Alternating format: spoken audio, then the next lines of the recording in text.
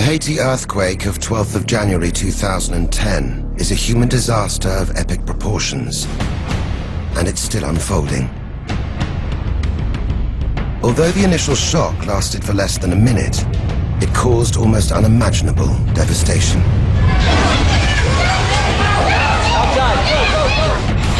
The world is coming to an end! Estimates vary, but up to 200,000 people have lost their lives. Thousands more are injured, and the death toll will inevitably rise. Behind the immediate human tragedy, there is a chilling statistic. More people are now at risk from earthquakes than at any other time in history. Alongside the humanitarian effort, there is also an important scientific quest focused on Haiti. Amid the aftermath of the disaster, geologist Roger Billum is investigating why so many people died and gathering crucial scientific evidence that will ultimately reveal why it happened.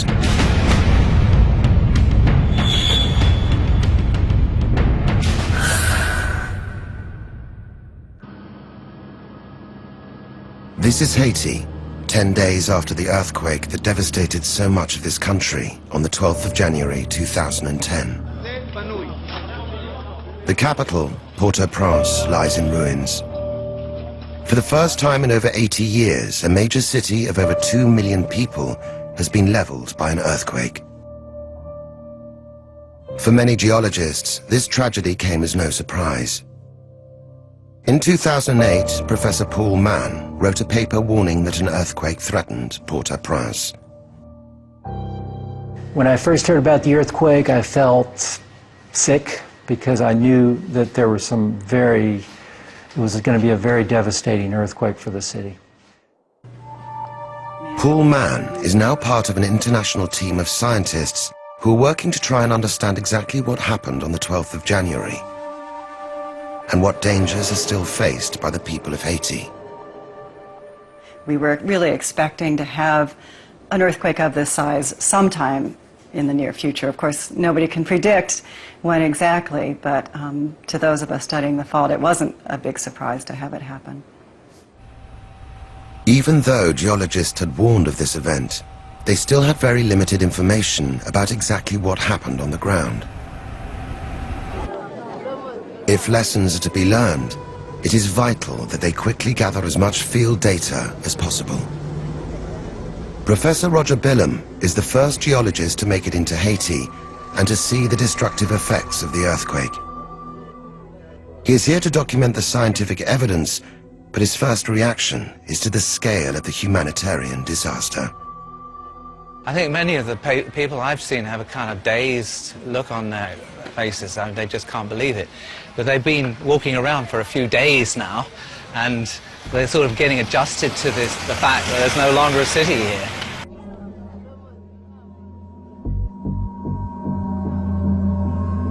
In the building behind us, there's a family recovering their possessions, things that they can use perhaps to build a temporary home in the shanty town that's now being constructed outside Port-au-Prince.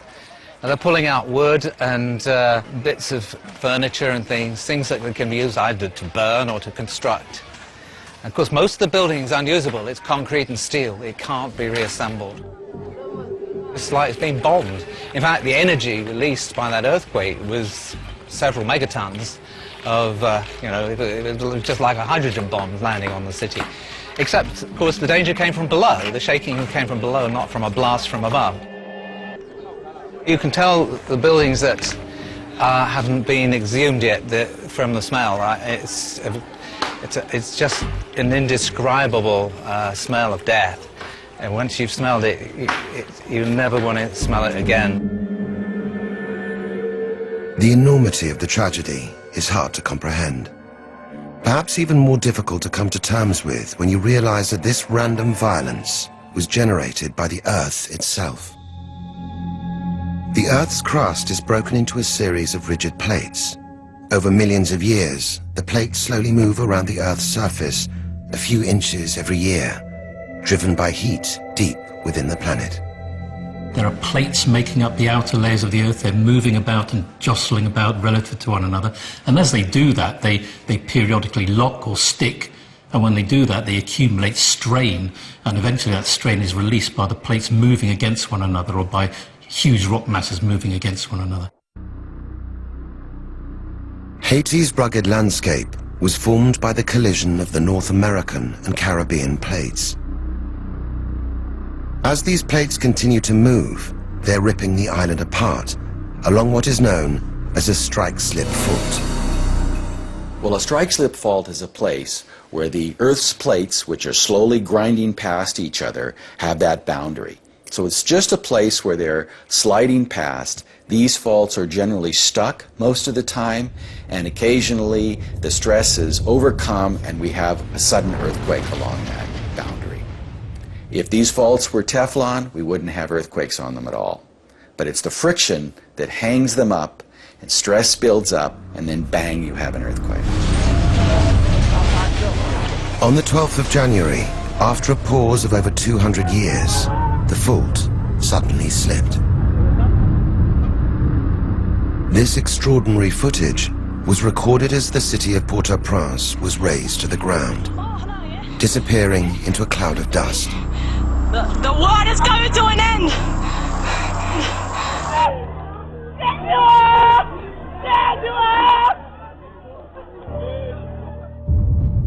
The epicenter where the rupture occurred was just 15 miles from the sprawling city of Port-au-Prince. One of the reasons why this earthquake was so destructive was, firstly, it occurred very close to Port-au-Prince. Secondly, it was very, very shallow. It was only 13 kilometers down. And that means that most of the energy was, or much of the energy was transmitted up to the surface. When a fault suddenly ruptures, it releases a blast of energy in every direction. As these powerful seismic waves reach the surface, they cause solid rock to violently vibrate. Like ripples in a pond, this immense force of nature radiates across the surface of the land. Seismic instrumentation can tell us how strongly the ground shook. So in this area, for example, you can see the red zone indicates the area of strongest ground shaking. And what we could see really very soon after the earthquake occurred is that we had very, very strong ground shaking in the Port-au-Prince area and in this area all along the part of the fault that caused the earthquake. Some of the most intense shaking occurred in the port. It was so badly damaged that shipping can't use it to bring in relief supplies. Roger Billam is trying to find out why this area was so badly hit. What we can see is a whole series of cracks that are parallel to the shoreline, and what's happened in the earthquake is that the shores move backwards and forwards over almost a minute, and the result of that is that the ground has spread. It's called lateral spreading, and the ground is slumped off here. The containers are falling over, and when you get to the shoreline, the harbour wall you can see has fallen deep into the water there. If you follow these cracks over here, you can see another important feature of strong shaking. White sand deposited over the black tarmac, and that white sand has been vented out from below as the sloshing motion has increased the pressures below and squeezed these fine sand particles out.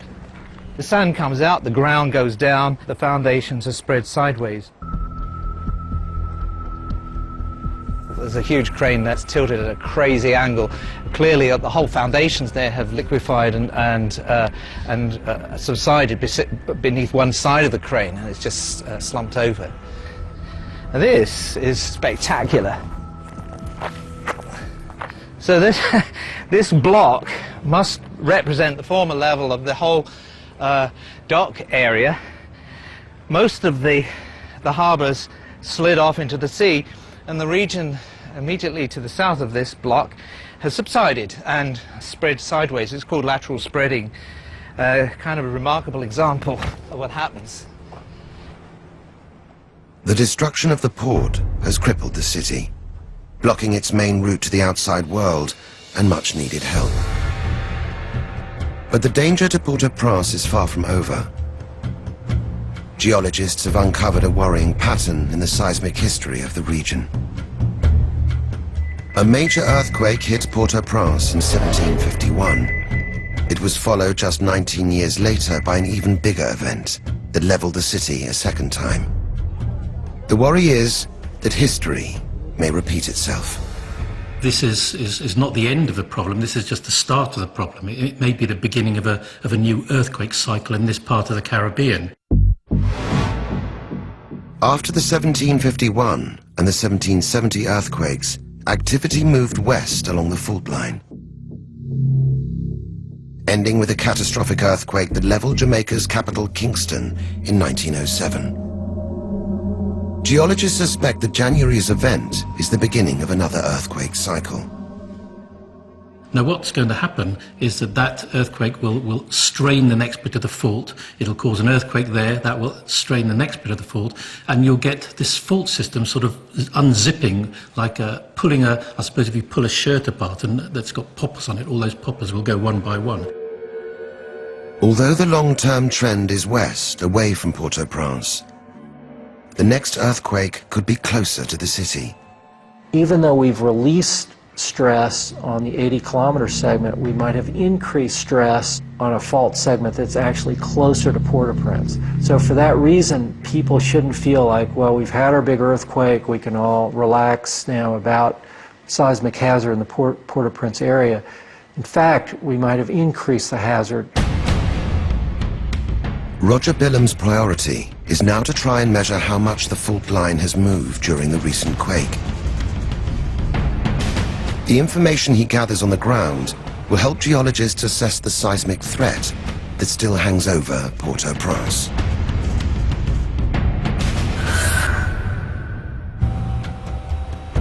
Haiti, 12 days after the earthquake. Roger Bilham is heading out of Port-au-Prince, looking for locations where the fault may have broken through to the surface. He needs to measure the amount of offset, how much movement there's been of either side along the fault. It's an essential first stage in working out the risk to Haiti of another deadly earthquake. I have, in fact, got the coordinates of where the fault may have broken this road from colleagues who've been scanning the post-earthquake imagery, and from space you can see lines of cracks that are lined up along with the fault through the mountain. Even in the middle of a humanitarian crisis, it is vital to collect this kind of raw data as soon as possible after the tremor. If you imagine the fault ripping, as it rips through the ground surface, it's going to offset roads, fence lines, houses, buildings, and other things that we can actually measure. And so this is a very important type of data that we need to collect quickly, because if we wait too long, people are going to tear down those houses and fix the roads and sort of cover over this natural rip that occurred through the earth. The closest parallel to the strike-slip fault which caused the Haiti earthquake is the San Andreas Fault in California. It runs for over 800 miles like a massive scar on the landscape. As in Haiti, the San Andreas fault line marks the boundary between two of the Earth's tectonic plates. In 1906, an earthquake flattened the city of San Francisco, which sits right on top of the San Andreas Fault. 3,000 people died from falling masonry and the subsequent fires which swept through the city. Dr. Sean Gulick is a seismologist, an expert in movement along plate boundaries. It's actually quite similar in some ways to the Haiti earthquake in that it happened in a place where two plates were sliding past each other along a fault plane that's roughly vertical. And the effect of that, while the earthquake magnitude was not extremely large, generated a lot of motion at the surface, which brought a lot of the buildings down, which at the time in San Francisco were built largely of masonry and caused a lot of damage. Before the 1906 earthquake, geologists didn't really understand what was happening along the San Andreas Fault. They thought it was just random shaking. Then they noticed that fences had been offset, and that roads and railway lines showed the same lateral displacement. This meant that the land either side of the San Andreas Fault had moved horizontally, in opposite directions, along the line of the fault. And by measuring the amount of lateral offset, they could work out how much the fault had shifted. In the countryside outside Port-au-Prince, Roger Billum is looking for the same kind of evidence. I'm expecting to see a series of cracks across the road. We actually may be able to measure the amount of lateral offset caused by the movement of the Caribbean plate. Oh, wow. Wait a minute. This is it. This is it. Yeah. These cracks are bigger than anything he's seen so far. But do they show the signs of lateral movement he's been looking for? One has to read the story. It's rather difficult to tell. The road has obviously been crumpled up. It's been squeezed. There's a slight evidence of offset, but not very much. This is probably not the main fault, just a secondary one. If you look over on the other side of the road here, you'll see gigantic cracks going deep down into the fill. You can look down here to almost 3 meters before you can see the bottom. Here it goes down about 4 meters, certainly into the soils on which this filled road has been made. And as you walk along here, you can see the road has actually been compressed here, bulged upwards. There's just 5 centimeters of offset here. I don't believe this is the fault. But then he sent the coordinates of another possible site of the main fault. 1.7 kilometers. We need a road going off to the left, somewhere here. All right, let's go down it. Great. So, 600 meters. According to this, we are now north of the cracks. So we might go along one of these side roads to have a look. Sure. 180 meters dead ahead. Somewhere here. 60 meters. What is this coming up? It looks kind of disappointing. We have no fault. We have a cow and a river. So I know where I am on my GPS receiver. I've got maps taken from space of this very spot, and I can't see the fault. And we'd looked very carefully. It means the fault must be a wide zone of deformation. It's not localized.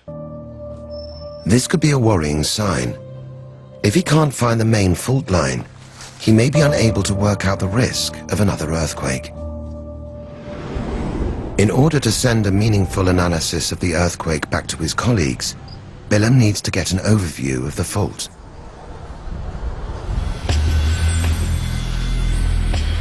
He has permission to ride in a helicopter which will be flying right along the fault zone.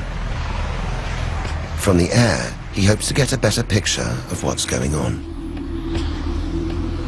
What we're looking for is evidence of surface rupture. We actually want to see the fault where it's broken the surface.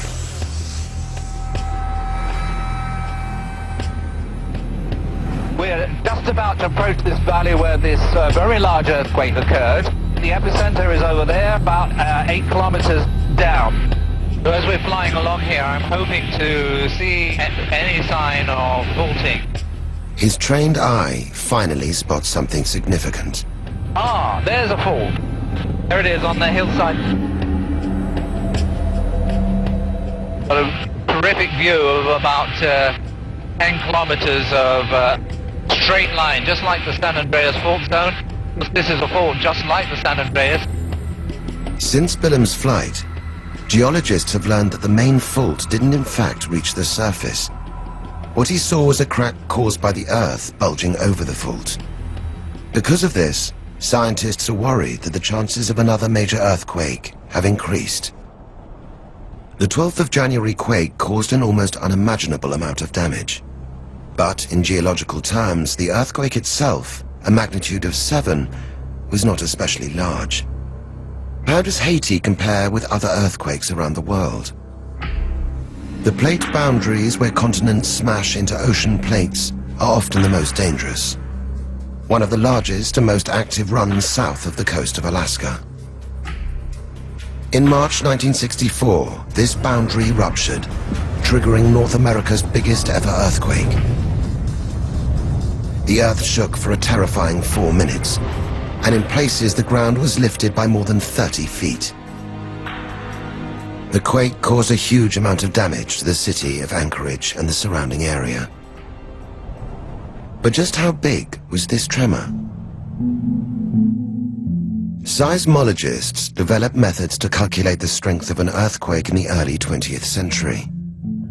The best-known measure of magnitude is the Richter scale, named after the American seismologist Charles Richter. He studied the San Andreas Fault in the 1930s. The thing about magnitude scales, a Richter in particular, is that they are logarithmic in terms of the size of the earthquake. So an earthquake of magnitude 5 is 10 times more powerful than magnitude 4, and a 6 is 10 times more powerful than 5, and therefore 100 times more powerful than 4. So there's a huge difference between a magnitude 9 earthquake, for example, and a magnitude 6, 1,000 times. The Alaska earthquake was a magnitude 9.2, the second biggest quake ever recorded. It was 160 times bigger than the Haiti earthquake.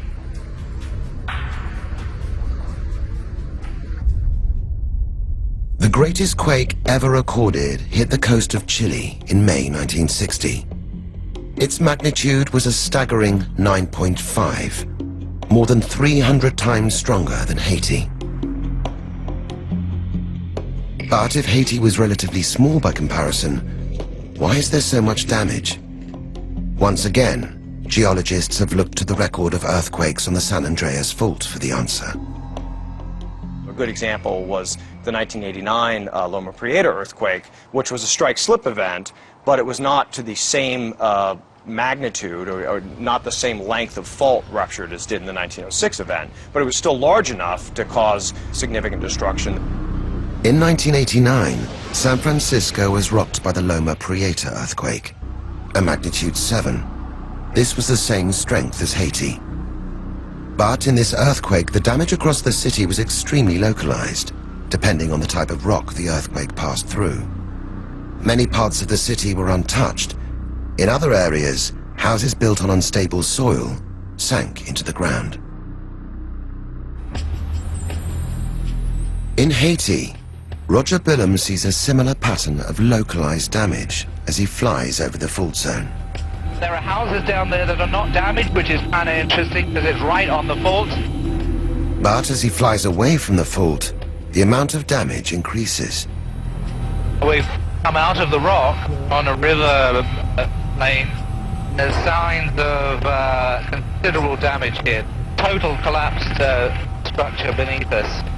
I can't believe there was a house there, just a heap of rubble. I can see 5, 7, 8, 9, 10 completely collapsed houses. It's clear that houses built on hard rock near the fault survived, while the worst damage is to houses built here on the soft sediment of the river basin. It's a process called amplification. As seismic waves pass through loose sediment, they become larger and more intense, greatly increasing the shaking on the surface. Back in Port-au-Prince, Billum realizes the underlying geology of the city may have contributed to the scale of the disaster.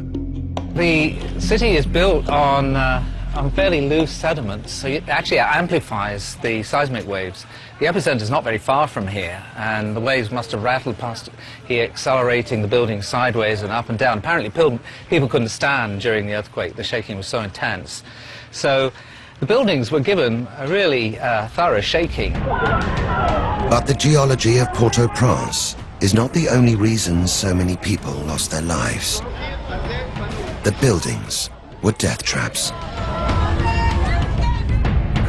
On the afternoon of the 12th of January, over 2 million people in Haiti's capital had no idea they were in terrible danger. Then at 4:53 p.m., the earth began to violently shake. A magnitude 7 earthquake hit the city. In less than 60 seconds, the intense vibrations flattened Port-au-Prince.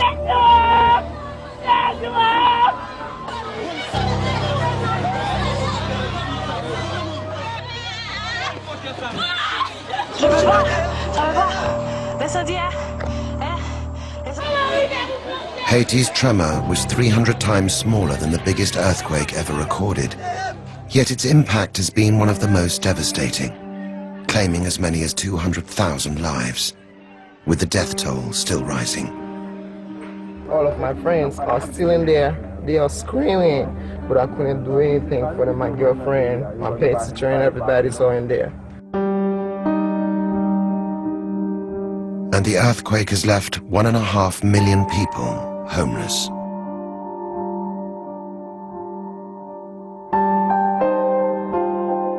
Geologist Roger Billum is investigating how this earthquake happened and why so many people died. Amidst the destruction, he makes a tragic observation. Earthquakes aren't deadly, it's the buildings that are deadly.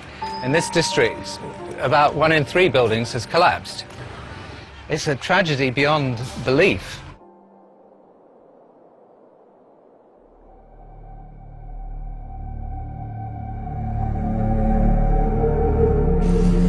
The intense shaking demolished 50% of the buildings. Debris blocked roads in and out of the city. As news of the disaster spread around the world, earthquake specialists began to assess the damage. In a laboratory in London, earthquake engineer Dr. Tiziana Rossetto is surveying the destruction of Port-au-Prince from space, feeding back vital information about access routes and wreckage to help rescue workers on the ground. Here we have the main cathedral in Port-au-Prince, and this is a pre-earthquake image, and here we have a post-earthquake image, and you can see from this that it's lost its roof. No structures were left unscathed, but the specific design of each building determined the way they collapsed. In this case, the structure seems to have failed through what we call a pancake failure. The vertical elements, or the columns, have collapsed, and therefore the floors have pancaked one on top of each other, causing total collapse of the structure and probably quite a lot of life loss. On the ground, Billum has discovered that the soft sedimentary rock on which the city was built intensified the shaking during the quake. And also, he spots simple details in the construction of these heavy concrete buildings that led to the enormous death toll. What we're looking at here is the splintered wreck of a 3 or perhaps 4-story building that has pancaked. All the vertical columns have collapsed one way or the other, and the floors have just shut down, squashing everything in between. And there are thousands of buildings like this. The building's reinforced concrete pillars reveal why it crumpled during the earthquake. If you look carefully, there's very little steel in this column. And it's actually snapped off here and here. This whole column should have had 2, 3, 4 more of these verticals. The lack of robust steel rods made this building's concrete framework a death trap. Concrete supports the building, but without sufficient steel, the whole thing can be shaken to pieces. And this is actually broken off at the joint between the floor and the vertical column. The horrific way in which these buildings collapsed was captured by a survivor just moments after the earthquake.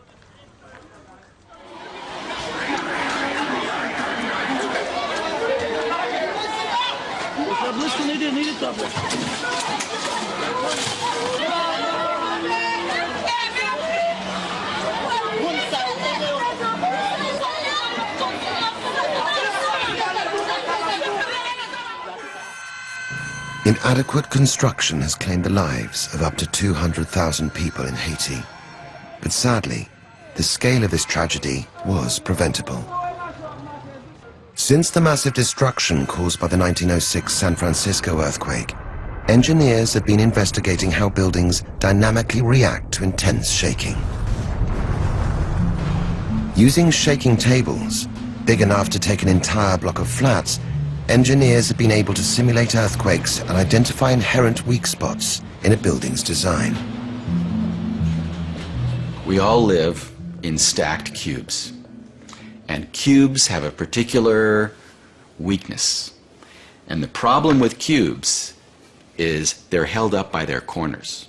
This building has very strong columns and beams, but very weak corners. And as a result, when the earthquake shaking occurs, which is basically side-to-side motion, it shakes very hard. The earthquake also produces torsion. Look how weak this building is in response to torsion. And the earthquakes occasionally produce up and down motion, compression of that building.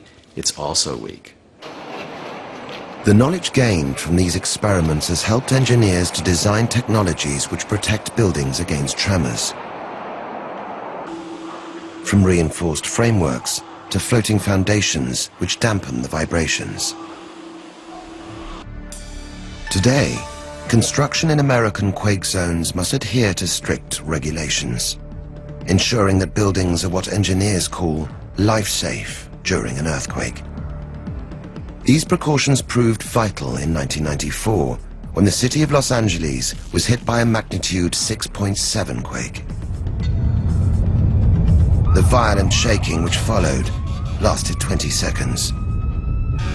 In stark contrast to Haiti, although these life-safe buildings were damaged by the quake, people walked out alive. There were only 72 deaths. The problem is, many of the lessons learned by the earthquake engineers are too expensive to put into practice in developing countries. The 2005 earthquake in Kashmir, northern Pakistan, measured 7.6 on the Richter scale. It shook the ground vigorously for 2 minutes, with horrific consequences. In some places, up to 80% of the buildings collapsed, killing entire families in an instant. The earthquake claimed over 85,000 victims, many crushed inside their own homes. Most of these buildings had been built in an ad hoc fashion, with no regulations to ensure that they would be safe during an earthquake. And the construction of buildings in Port-au-Prince had similar fatal flaws. Port-au-Prince, like many big and rapidly growing cities in developing countries, was particularly vulnerable to earthquakes because as a population centre, it had grown very rapidly, so new homes were built very quickly without thought to any earthquake codes, if they even exist, building codes.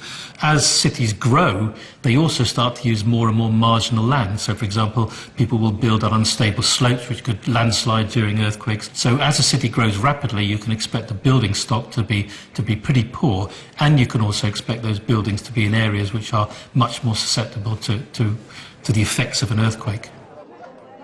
Haiti is the poorest nation in the Western Hemisphere, and much of the country will have to be rebuilt from scratch.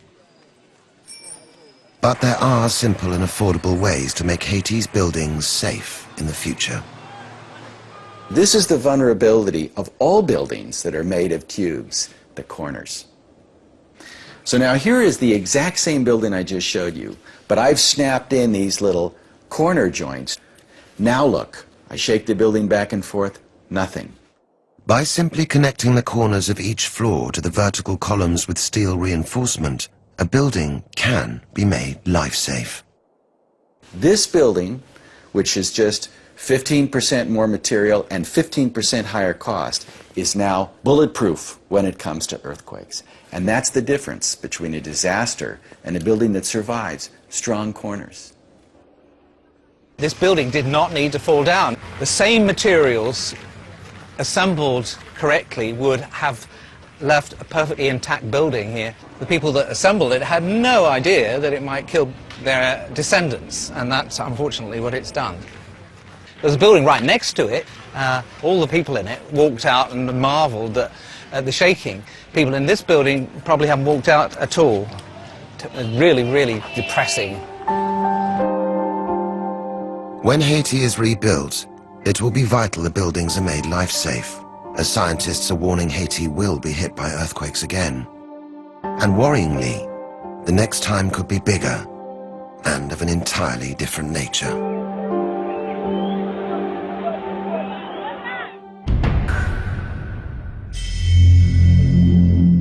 As Haiti's capital lies in ruins, geologists are trying to assess the risk of future earthquakes in the region. And there are signs that the city may still be at risk. It's thought stress has moved along the fault line, closer to Port-au-Prince. An aerial survey by geologist Roger Billum uncovered remarkable surface cracks, scarring the mountain. But intriguingly, no evidence that the fault line broke the surface. Now, as he flies towards the coast, he sees more evidence of the dramatic power of the earthquake. You can see heads of the corals sticking out of water, which of course is an unnatural condition for most corals. The shoreline has retreated perhaps 100 meters as a result of uplift here. It's a big surprise. Haiti's strike-slip fault is not behaving as he had expected. A vast section of coral reef has bulged upwards, pushing well above the high water mark. Studying this uplift will help scientists understand the complex behavior of Haiti's fault line. But then moving along the coast, Willem notices yet another dramatic change. A huge swathe of farmland has subsided into the ocean. Further south, a lone tree provides a yardstick for just how far the land has fallen. The tree's already dead. The sea is eroding into the soil. Willem has discovered an unexpected consequence of the earthquake. Land to the north of the fault has bulged upwards, whilst land to the south has subsided. Eyewitness reports reveal the hazardous side effects of these alterations to the landscape. As the ground violently shifted, it displaced large volumes of seawater, setting off small, localized tsunami, which killed 7 people. But future earthquakes could trigger much larger tsunami. Haiti is surrounded by a complex jigsaw of tectonic plates. And just off the northeast coast of the island is a second and potentially much more deadly fault. This is the main junction between the North American and Caribbean plates. We have the Caribbean plate, we have the American plate. The American plate is pushing down underneath it, and it's causing the Caribbean plate to bend like this. Now what can happen is that the plate pings back upwards, producing a big earthquake and also transmitting energy into the ocean and generating a big tsunami. And that's what we saw in Sumatra in 2004 in the Indian Ocean. The Boxing Day tsunami of 2004 began with a massive magnitude 9.2 earthquake off the coast of Sumatra. The third biggest earthquake on record, it occurred when a huge section of the Earth's crust rebounded, displacing billions of tons of seawater in all directions. The tsunami charged across the Indian Ocean. As it reached land, it washed away buildings, cars, and anyone that stood in its path.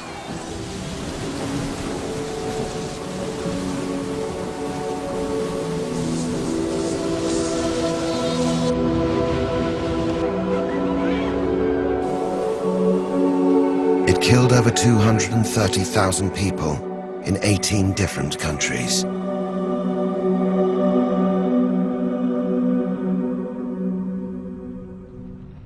The large subduction fault lying off the northeast coast of Haiti has the potential to violently rupture in the same way, generating an immense magnitude 9 earthquake. If there is one of these big subduction zone earthquakes, then it will rupture a length of fault which may be as long as 1,000 kilometers.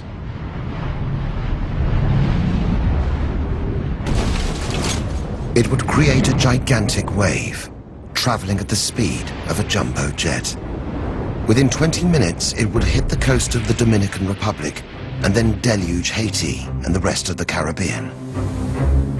After an hour, it would flood South America, Florida, then swamp the Gulf Coast. Within 7 hours, the tsunami would travel over 4,000 miles across the Atlantic to crash on the beaches of Africa and Western Europe. This nightmare scenario could be imminent. The geological record has revealed that Haiti's subduction fault has not ruptured for 1,000 years. But even though many geologists are convinced that this event will happen, they cannot exactly say when. These reports should not be dismissed as scaremongering. 2 years ago, geologists warned that Haiti's strike-slip fault was a serious risk. They looked at how far the Earth's plates should have moved and for how long they had been jammed. We knew the rate along the fault. It's about 7 millimeters a year. We knew from our historical studies that the last big earthquake in the Port-au-Prince area was about 1750 or so. So simple math calculation, the number of years since that last earthquake multiplied by the rate, the 7 millimeters a year, gives you a distance. And that's the amount of stress or strain that's built up on that fault over that period of hundreds of years. With remarkable accuracy, scientists estimated that a magnitude 7.2 earthquake could strike, and that the cities of Port-au-Prince and Kingston, Jamaica, were in serious danger. But crucially, they couldn't predict precisely where or when it might hit. No one took notice of the warning, and the consequences are now all too clear. Predicting is giving you the time and place of an earthquake that's yet to come. And despite all of our efforts over the last 30 years, we're nowhere close to that. It may be that we're dealing with such a complex natural system, these faults, that we may never get to prediction. But even if it's possible to accurately predict earthquakes in the future, it's controversial how useful this might be. It may be that we don't want to predict earthquakes anyway. In California, for example, imagine that they could predict an earthquake to the nearest week 6 months ahead, maybe a magnitude 8 earthquake under Los Angeles. What would have to happen? The city would have to be evacuated, millions and millions of people, and they would have to be looked after for months on end. What they decided to do in California is to build properly so that buildings don't fall down and people don't get killed. It's about making buildings life-safe, as they call it. So it's probably good if we take away, if we move away from prediction and focus much more on building properly. But scientists can pinpoint vulnerable faults at risk of imminent rupture. 8 out of 10 of the world's most populous cities lie on active plate boundaries and earthquake danger zones. From Ecuador and Mexico to Japan and India, hundreds of millions of people are at risk. Now, one of those places is Istanbul. There have been a series of earthquakes travelling along the North Anatolian fault from east to west since the 1930s. The last big one was in 1999, killed 18,000 people, and there's only one bit of that fault left to unzip, and that's directly south of Istanbul, so there's a very high chance of a big earthquake there within the next 10 to 30 years. Over the past 100 years, earthquakes have killed almost 2 million people, and a third of those have been in the last decade. More people are at risk now than at any other time. It's not because there are more earthquakes or because they're bigger earthquakes, it's because places where people live now, urban centres in high seismic risk zones, are getting bigger. So there are more and more people and exposed in seismic zones. And it's developing countries that have borne the brunt of these earthquake casualties. Of the 600,000 people killed in the last 10 years, 99% have been in urban sprawls, whose buildings were ill-prepared. We don't seem to learn anything from disasters. They happen every single year, these major catastrophes now, and they all happen for the same reason. Too many people living in areas of high geological activity, living in marginal areas, living in buildings that can't withstand the stresses that are imposed upon them. And in many cases, that threat has been known and it's been documented. Tragically, the immense death toll caused by January's earthquake could have been reduced if warnings had been heeded and people alerted to the risk. A team of international scientists are now analyzing the gathered data to understand how and why Haiti's earthquake happened. The investigation is at a very early stage, but they already know stress remains in the fault line and Port-au-Prince is still under threat from future earthquakes. So what can be done to prevent this island from suffering another major catastrophe? I think humans have this feeling that we can control everything. Well, earthquakes and plates moving around are something we can't control. It's like living on a time bomb, and we don't know when that time bomb is going to go off. Haiti's only protection against earthquakes is to be prepared.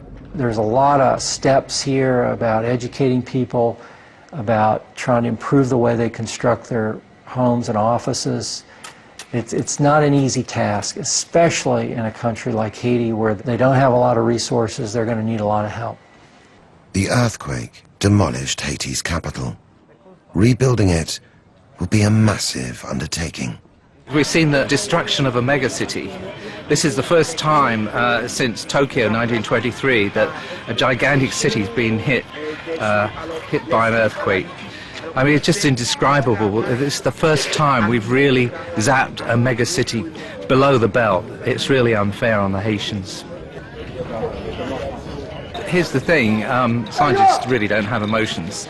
And looking at the damage, it looks like any other city that's just after an earthquake. But one thing really tore my heart out. I saw this, must have been a, I don't know, 2-year-old little girl who obviously had a terrible problem with the eye, and this nurse was bandaging her up, and it was all quiet, and the baby or the child was quiet.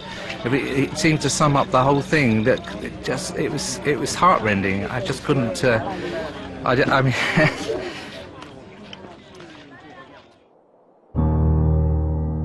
It's been only 3 weeks since Haiti's devastating earthquake.